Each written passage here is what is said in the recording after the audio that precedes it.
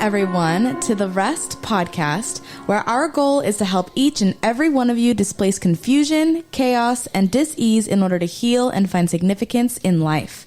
I am your host, Natalie Williams, and I am here with the author of the Reconstitution Method for Healing and Rest, Virginia Dixon. Hi, Natalie. Hi, Thank Virginia. Okay, so today we have a great friend of not only Virginia's and mine, but also a client of Virginia's, Mr. Chris Smith. How's it going? Hey, Chris. Thanks for having me on. Of course. Happy you're here. So I'm super excited about this because we're not only talking about seasons of life and, the farmer specifically, but you are actually a blueberry farmer, which is super cool. I think it's really cool. That's correct. I am a blueberry farmer. Not very many of us out there. Yeah, very true. Very true. You're also a fishing guide too, yeah? Fishing guide and commercial fisherman. Wow. That's amazing. And I just want to say one thing real quick. Virginia's probably the only person that can get me to do a podcast. I just want to put that out there. So we'll just start off with that. Well, we're happy you're here. Thank you, Chris. You're a very unique man, and I felt like your voice needed to be heard. So thank you. I was shocked you accepted the invitation. Really? Yeah. Well, we've been talking about seasons of life and how we condition to face those seasons of life. And I regularly reference the Bible as an authority on the human condition. It speaks clearly to the anatomy of an athlete, the anatomy of a farmer, and the anatomy of a warrior, and what each of those require of us. And so what better person to speak to farming in the context of seasons of life than you? Because I know you've got quite a story. Mm-hmm. There is a lot of references to seasons and harvests and all that. And even fishing. Yeah. And fishing, that's right. And that's one of the things that I'm so excited to have you here is because not only are you a farmer, but you're a fisherman. But start with farming in the context of your life. And how old are you now? 37. 37. Mm-hmm. In 37 years of life, you know a little bit about the parable of the seed. Mm-hmm. Talk a little bit about that. So the whole reason why I got into farming, and it was a long journey, just like everything else is in life. When I was a kid, I didn't think I was going to be a farmer. It really wasn't on my radar. But in my early 30s, I was married, and I went through a divorce, and I had to do a lot of self-reflection. And one thing I knew about myself is that I really loved the outdoors. I was ready for a change, and I knew that what I was doing with my life, it was kind of in conflict with my heart. I don't know if that makes sense. Yeah. I didn't feel like I was using my God-given gifts. Ever since I was a kid, I was always obsessed with outdoors and animals and weather and things that maybe not all kids are really interested in, but I was like obsessed. In my 20s when I was working kind of more of actually it wasn't a 9-to-5 job, it was like a 6-to-5 job. And I was behind a desk all the time. And then I went into sales. I kind of liked the sales, but the desk job was really not for me, even though I did all right at it. It just, every day I was just looking outside, wishing I was outside. And so that's where I felt like it was conflicted with my heart. So you were doing what you had to I was doing what I was supposed to do, in quotes, right. What everybody expected me to do. And I think that I just didn't have the confidence in myself, or didn't think it was okay to do what my heart told me to do. What about going through a divorce made that transition possible? Because it takes a lot of courage to follow your convictions and your dreams. Mm-hmm. What about that? So the divorce, it caused me to do a lot of self-reflection. It's real easy to point the finger at the other person. Oh, yeah. But so I didn't want to make the same mistake again, and I didn't want to experience those really hurtful feelings again. So I did a lot of self-reflection to find out where I went wrong, what are some things that I can work on to improve myself. And one thing that kept coming up was there was like kind of a lack of trust or confidence in myself and my own abilities. Mm-hmm. So that's what the divorce kind of helped push me into this next career path, because I was being more open to being okay with myself. And inside myself, was this person that was passionate about the outdoors and fishing and eventually farming. Yeah. So something painful really compelled you to have courage and pursue a dream. That's correct. And to start investing in yourself too. Yes. Yeah. How did that translate? What have you learned from that? You learned a lot about yourself, you said. Yes. But how did the practical application day in and day out of farming actually continue to build and sustain you? Because it takes a lot of faith and courage to pursue our convictions. Did you find analogies in farming that were really instrumental in sustaining you? And yeah, you have to be resilient. I'd say number one, because everything that can go wrong does go wrong. Especially, we're low budget farmers. Most of it's self-funded. We have a couple investors that we really appreciate. Most of it's self-funded, so we're pretty low budget. So a lot of things break, a lot of things go wrong. The weather and environment throw curveballs at you. So resiliency, and then just like dogged determination. You just can't really let the little details overwhelm you, and you just have to just put your nose down and just do the work every day and don't stop and be really disciplined about it. And I've never really been a very disciplined person. I still am not. It's still something I'm working on. But when it comes to farming, I don't have a choice. So it's good for me personally. Yeah. When you said breakage, weather, conditions, curveballs, it just sounds like life. Farming is so much like life. Yes. In a lot of ways, it's a little bit magnified because it's like a lot of things that might happen throughout your life could happen in like just a day. So it's good training for life, I guess, in that aspect. It is. Wow. Yeah. And when all those things happen in a day, what do? What does that look like? Besides anxiety and anxiety, fear, all those good things.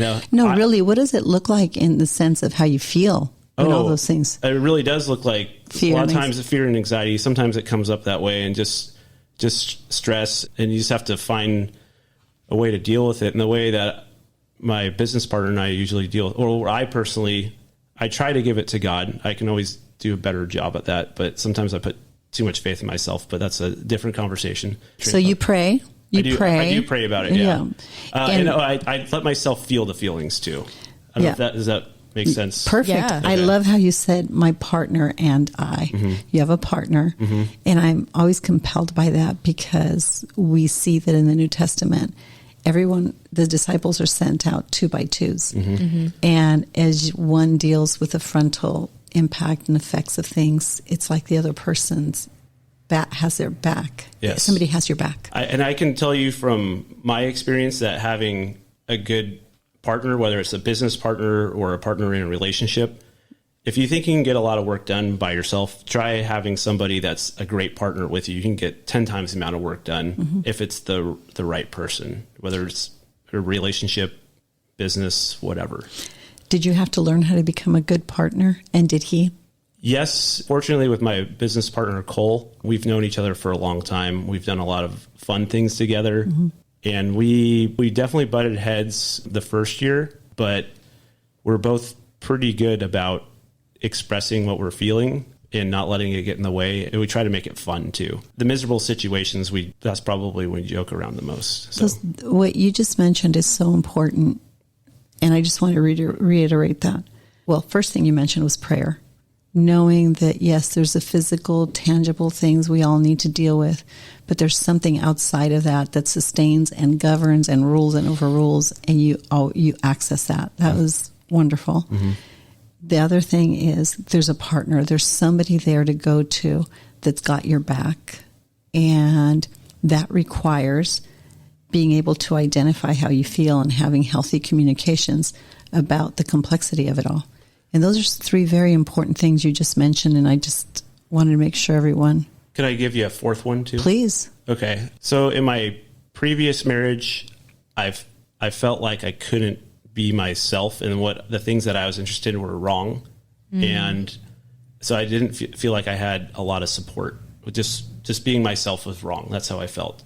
So in am now in a relationship where I have somebody that is extremely supportive, I feel like has my back at all times. And then also I'm fortunate that my family is supportive of what I'm doing as well too. So that really helps a lot as well. Your soulmate. Yeah. And your community, your family. It's so good. Mm-hmm. Thank you. And by the way, Colette is 1 in a million. Yes. Right, Natalie? She's amazing. Yeah. She's an amazing woman of substance. Yes. I've had the privilege of having some amazing conversations with the two of you. It's a matter of fact, I met you because of her. That's correct. Mm-hmm. Mm-hmm.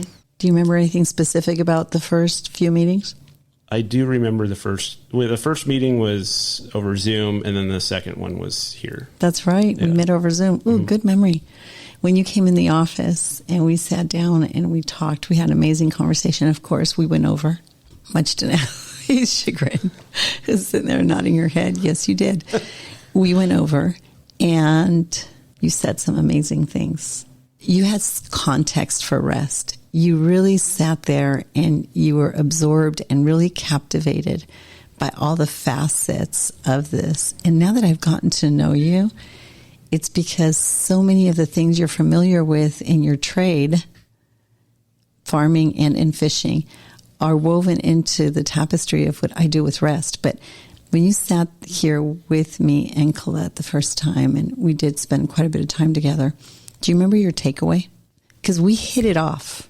I remember we did hit it off. I just remember our conversations were very different from any conversations that I've ever had in therapy, counseling, or anything mm-hmm. before. It was as far as talk therapy goes, it was very unique. I do remember that. Mm-hmm. We figured out why it's unique. And I have something to say to you about that. Because you were always very inquisitive about why this was so different, but there was something profoundly different. And it's because we realized that we've developed R.E.S.T. is a reconstitution approach to healing, right? And we've developed an equation by the grace of God with variables. And when you understand the equations, multiple equations, and you understand that when you put numbers into those variables, that you're going to get the answer to solve a problem. Mm-hmm. And I'm kind of excited about that. Yeah. The more I'm thinking about it, it's really a significant way to explain R.E.S.T. It's not a method. It's not a template. It's an equation. It's like an equation to life. Mm-hmm. And it will help you displace confusion, chaos, and dis-ease, whether it's emotional, spiritual, or physical, if you understand the equation. The equations are all different, right? Mm-hmm. But in the course of us working together, that's kind of what I do. So when you're dealing with a specific situation, you can put that number in the place of that variable and you can solve the problem. The way I kind of see it, it's like a key to unlock you to be able to like live the life that you're supposed to live. Free to use all your God-given gifts in the way that God intended. Yeah. And I mean, everybody's a work in progress still. It's not like everything's perfect, but it's at least puts you on the path to doing that. Are you comfortable giving us an example of what you just said? Because you just nailed it. That's exactly what it became for you. I mean, were there any specific keys, or what were the places that were locked up? Okay, for me, it was confidence in myself, and then some issues with my family, and then just relationships in general, like a marriage, just because of my past. So being able to work through those, the best way I can describe it is imagine not having as much of the negative chatter that's in your head that you may not even realize, mm-hmm. maybe even at a subconscious level, that tries to hold you back, that doesn't want you to succeed, that tries to keep you safe when it's really mm-hmm. doing the opposite. The lies we tell ourselves. Mm-hmm. So imagine that noise, which was very loud for me, and I still have some, work in progress. Yeah. Just imagine it being dimmed down so that you can be your authentic self. Yeah, those lies can become like weeds, right, in our soul. But something I loved about you is I saw a bunch of like sunflowers in there too. But they were really being choked by a lot of weeds, a lot of lies. But what was beautiful is seeing even some of those sunflowers die and watching them collapse as we did some of the work we did, just remembering the parable of the seed, right? That sometimes things need to die. And those seeds, we all need to have confidence and faith as those seeds are absorbed by the ground and they're fertilized, right, by all the debris, that new life will sprout back up. And from that one plant, you might have hundreds, if not dozens, if not hundreds of little mini plants. And I saw that happening in your soul and in your life and in your decisions, and even in how yours and Colette's relationship developed. That was a great thing. It was a beautiful thing to watch. You know what that reminds me of, like what you just said. So there's one specific flower that I think about, and it's called the Baker's Globe Mallow, and it grows in the forest. And the only time that it ever grows is right after a forest fire. It does not grow any other time except for a recent fire, because that's what it takes for the seed to actually open. It's the heat. Interesting. That makes the outer shell open and drop the seed into the soil. And then all of the ash gives it the nutrients it needs to actually grow.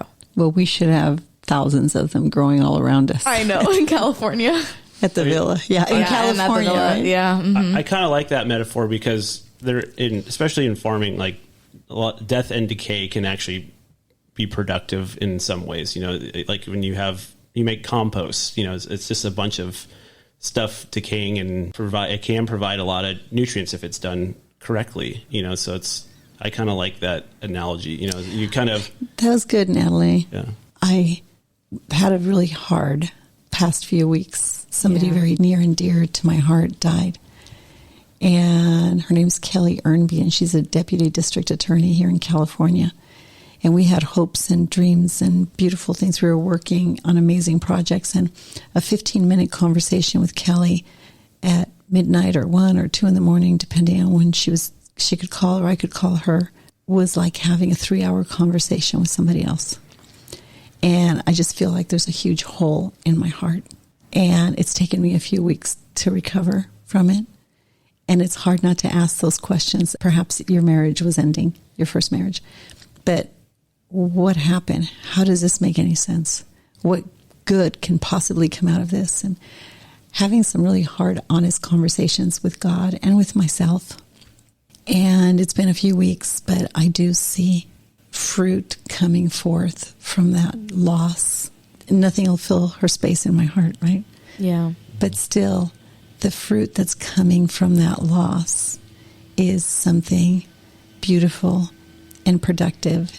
And I guess it's the beauty in the ashes of our lives. God never gives us more than what we can handle, but usually, you know, up to us to turn it into something that's positive and good. You have two paths. You can go down the path of despair when something traumatic or hurtful happens, or you can use it as motivation and as something, you know, positive. And I think maybe with your friend, maybe she's really inspiring you, and that maybe you need some inspiration right now.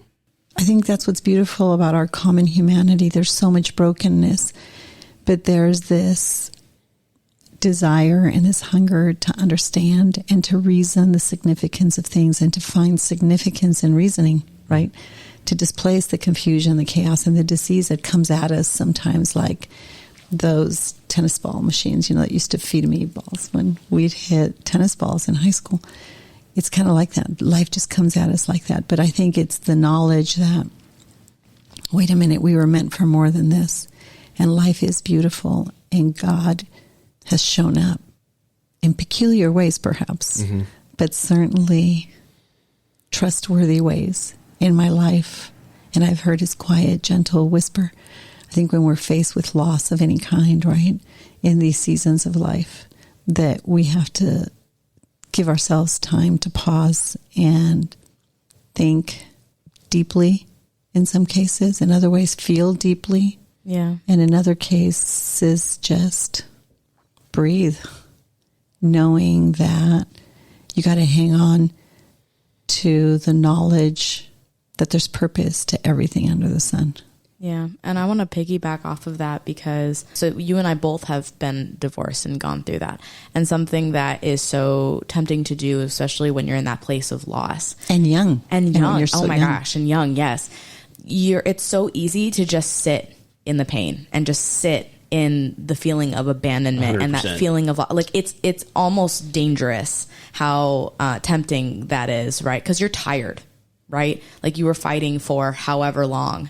And then you just want to take a break. But it takes courage and it takes a choice to choose to plant and to sow and reap like within yourself, to invest in yourself, to actually grow from the entire experience and then to move forward from it. And I think that that's something that it's difficult. And that's where the training comes in too, right? In life as well.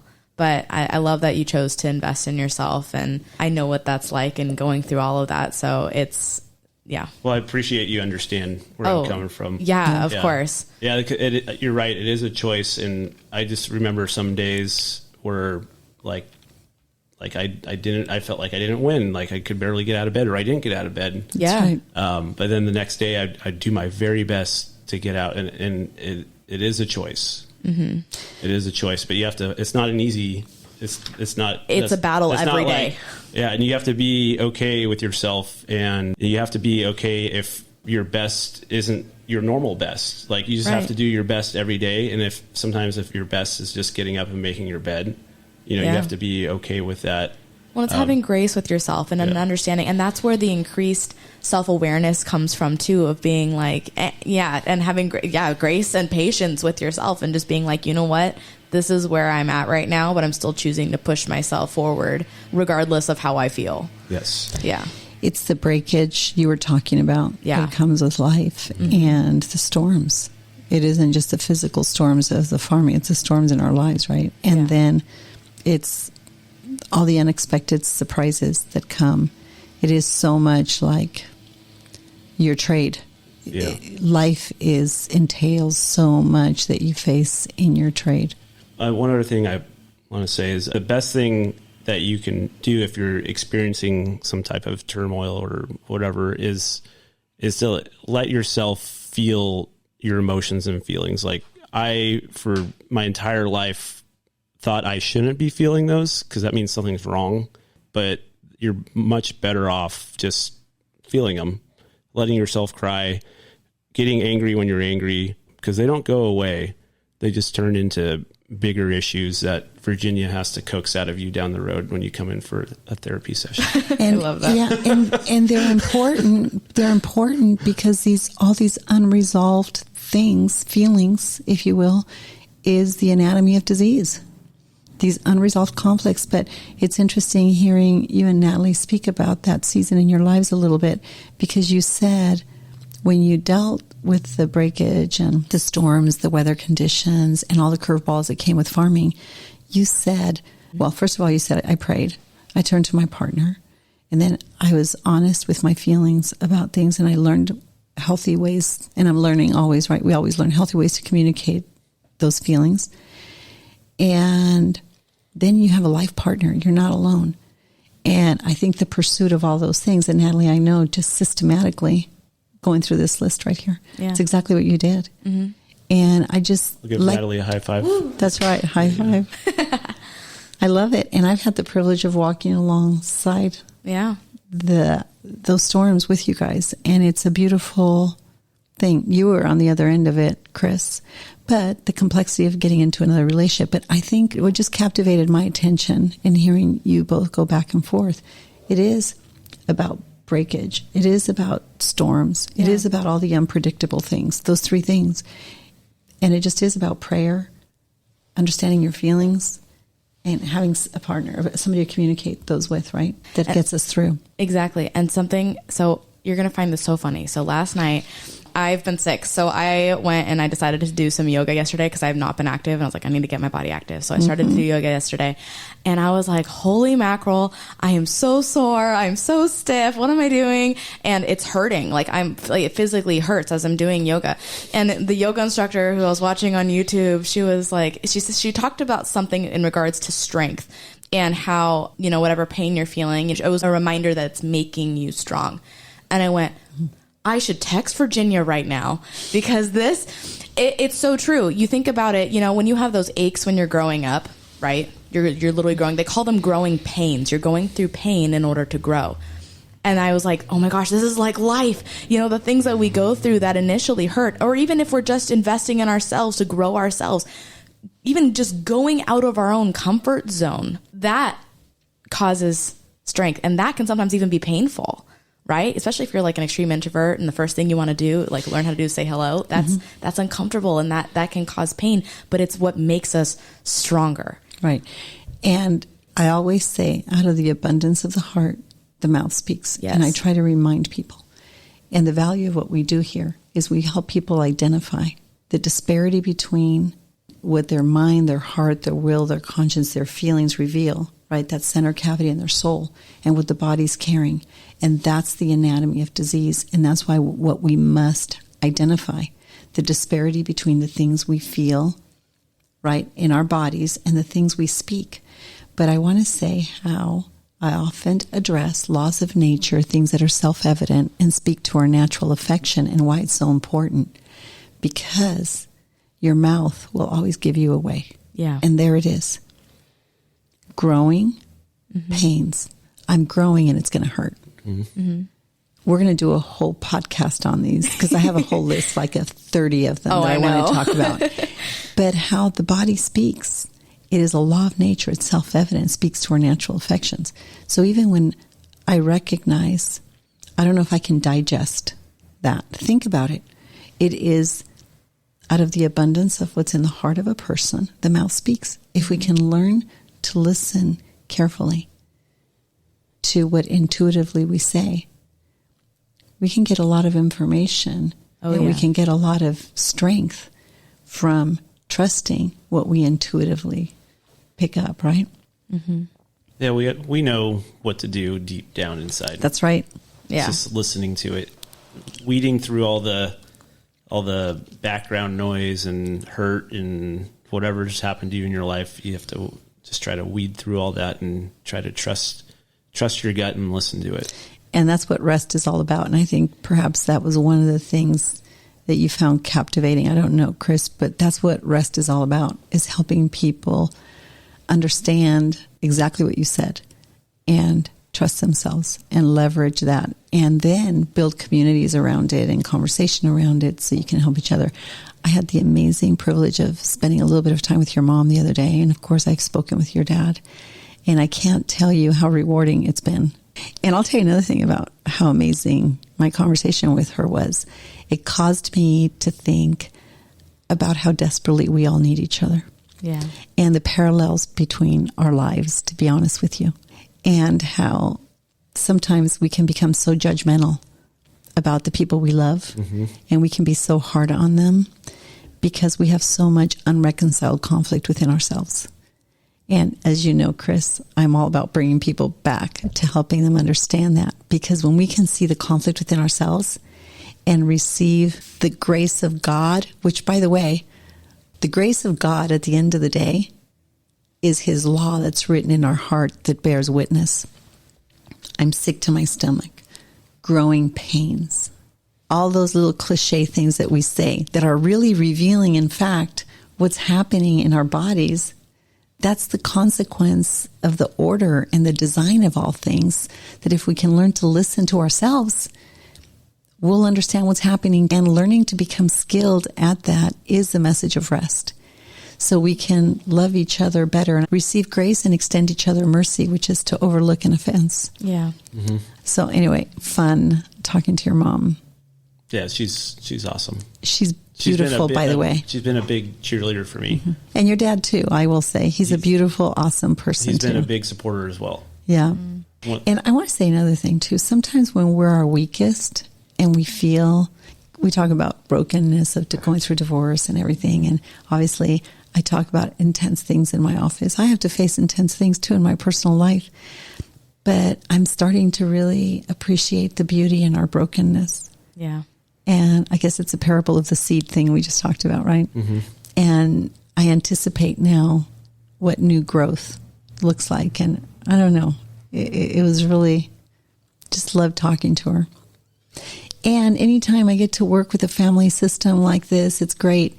And it all started, you'll like this, Chris. It all makes sense, though. It all makes sense. You can connect all the dots between all of us. Right. And then I can help it make sense to them, and not in a conventional therapist kind of a way, but in a whole parable of the seed, anatomy of a warrior, the training of an athlete. I can make it make sense in all these things that are required of us during all these different seasons of life. Yeah. And I love that, because I think we need to expand the conversation beyond the conventional therapeutic models that are accessible to us right now and have been for 30, 40, 50 years. Mental health is the number one health crisis we face in America today. So we got to do something different. And I think we need all hands on deck. And that's why I asked you to come. I think you have so much to say about that. And I wanted our listening audience to hear your story. I actually do have a lot to say about that, because I've just seen so many of my friends and people that are close to me struggle with mental health, and myself included. I've struggled with depression for years and years and years, and it's miserable. But there is a lot of hope, but you have to start looking at yourself and not being afraid of it and being okay with yourself. Accepting yourself, and not, especially for guys my age, kind of getting over the stigma of therapy, just to work those things out that everybody struggles with. You know? How knowing rest and understanding rest, because for some reason therapy is a trigger word for me. That's funny. Yeah. I think we're at a place where there's something even bigger. And I think it's building an understanding of rest and building communities of rest, because I see the changes you've undergone, and I see the personal growth, and I hear your parents' narrative, and I think, wow, Chris has no idea what he just did. It's like it can be transformative beyond a conventional therapeutic process. Mm-hmm. I guess what I was trying to get at is I just want to try to help people get over the stigma of that talk. You know, and I agree that, you know, rest is different than conventional therapy, because it goes a lot deeper and it has probably longer lasting results. But I guess what I was just intending to communicate was to not be afraid of those avenues. Yes. Instead of just sitting in your room with your own thoughts, you're better off talking about it with somebody else that's safe. So. And I love what you said about your generation. Thank you for clarifying that. And I agree. There's amazing therapists doing amazing work. I guess what we're trying to do at R.E.S.T is expand the conversation beyond the conventional, as you know, because we want people to take the power and the authority. And I'm big on those two words, and they have huge implications. Yeah, I am. The power and the authority to self-govern and to understand laws of nature, things that are self-evident, and speak to their natural affection. For them to understand the three constituents, right? Their spirit, how it works through their soul in their body. For them to understand the anatomy of diseases. It's kind of like a multifaceted approach to this bigger conversation I'm trying to have. Yeah. And I love your story, and I love Colette's story. And honestly, Chris, sincerely, meeting your mom was just so fun. And working with your dad, I love it when your dad comes in. He's never at a loss for words. He's not. And Mom chooses her words very, very carefully. Mm-hmm.